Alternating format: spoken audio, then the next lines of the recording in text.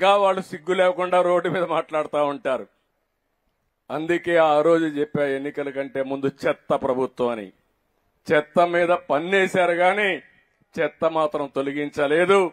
ఇంకా ఒక మాట చెప్పాలంటే ఎంత చెత్త ప్రభుత్వం అంటే, చెత్త తొలగించకుండా చెత్త మీద పన్నేసి కావాలని ఆ చెత్త తీసుకొచ్చి మన షాపుల ముందు వేసే పరిస్థితికి వచ్చారు.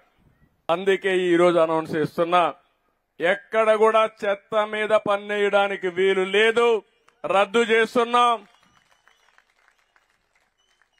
ఈ రోజు నుంచి ఎక్కడ కలెక్ట్ చేయొద్దని మా మంత్రులకు వాళ్ళకి ఆదేశాలు ఇస్తున్నాను. నెక్స్ట్ కేబినెట్ లో పెట్టి అది కూడా ఆర్డర్స్ కూడా ఇష్యూ చేస్తాం. ఎక్కడ ఇది కలెక్ట్ చేయమని చెప్పి కూడా నేను మీకు తెలియజేస్తున్నా.